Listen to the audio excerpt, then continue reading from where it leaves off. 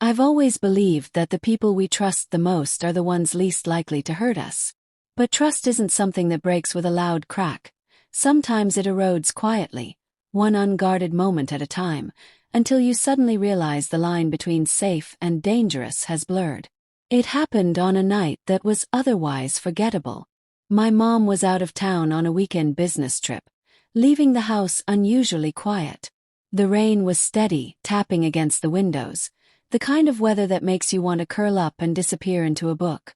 I was in bed, propped against pillows, the soft yellow lamplight spilling over the pages, when I heard footsteps in the hallway. At first I assumed it was the creak of the old floorboards, but then the door opened slowly, and there he was, my stepfather.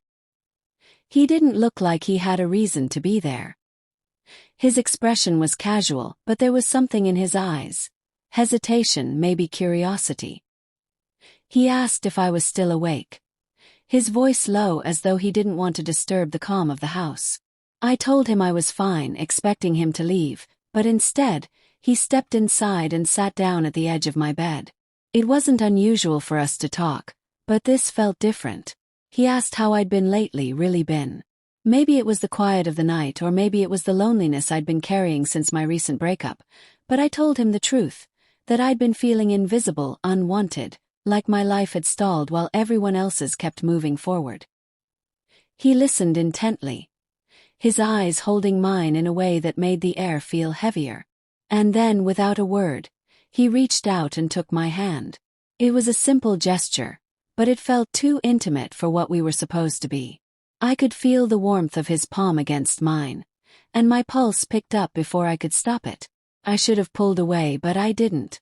Something in me, the part starved for attention, for someone to see me, let it linger.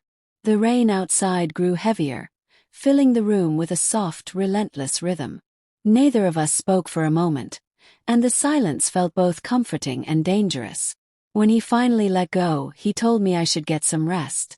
But as he stood, he looked at me one more time, his gaze unreadable.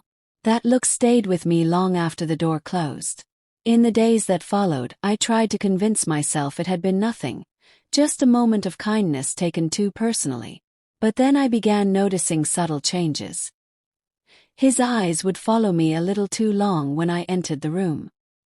He'd stand a little closer than necessary in the kitchen. Conversations lingered, especially when my mom wasn't nearby.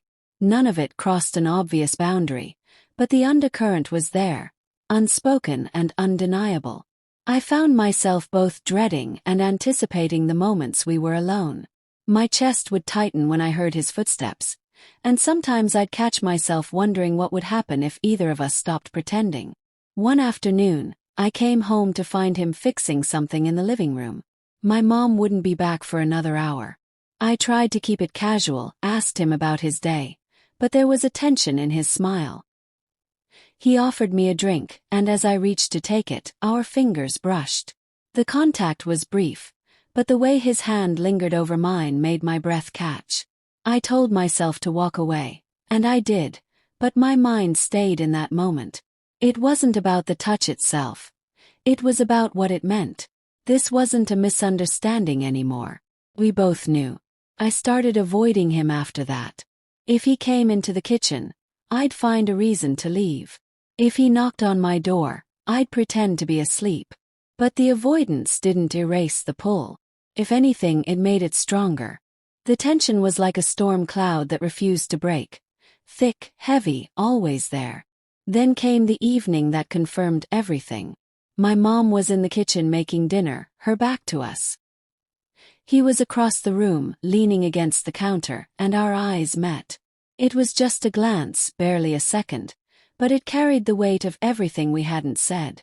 In that single look, we both acknowledged that the line had already been crossed, not physically but emotionally. That was months ago, and nothing has happened since.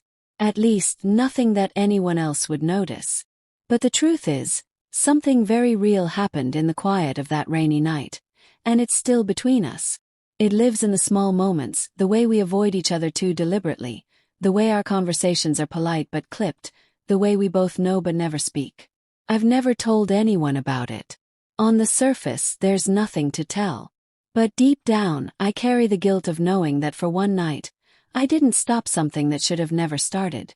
I don't know if he feels the same regret, or if he's managed to lock it away and forget. I only know that sometimes late at night, I still think about the warmth of his hand in mine, the rain tapping on the window, and the look in his eyes as he left my room. And every time I do, I wish I could go back and close the door before he ever stepped inside.